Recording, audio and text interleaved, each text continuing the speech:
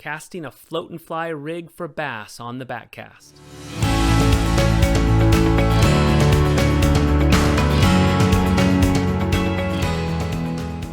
Ryan Williams owns North Valley Fly Fishing and has developed the float and fly method for fly fishing for bass.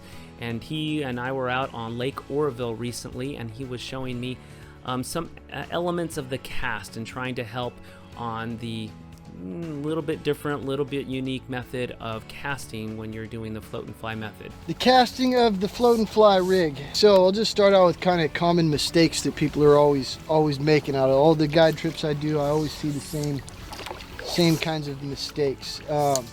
So first off, people will start out casting with their rod tip up here. You have the fly is sinking. It's a weighted fly. So you need a lot of power when you're starting that cast. That first back cast, initial back cast, is very important.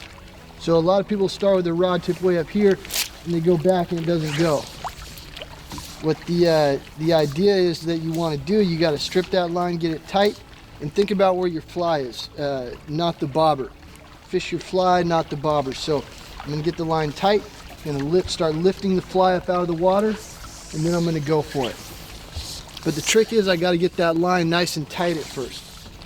Now right now I'm just water loading. I'm letting it tap the water in front and behind. You don't have to do this on all the casts. I'm just kind of doing this to demonstrate how slow you really want to cast this rig. It's not like a dry fly doing the 10 and 2.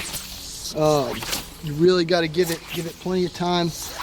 Let that fly fold over, that line and the fly and everything fold all the way over.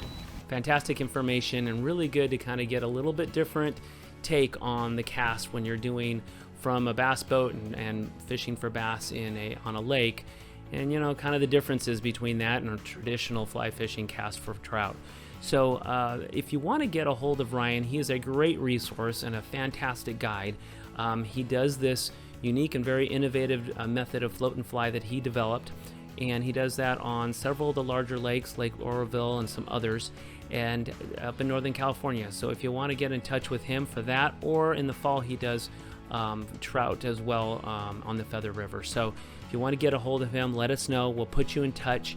He would be a great person to go out there with, and we'll see you next time on the Backcast.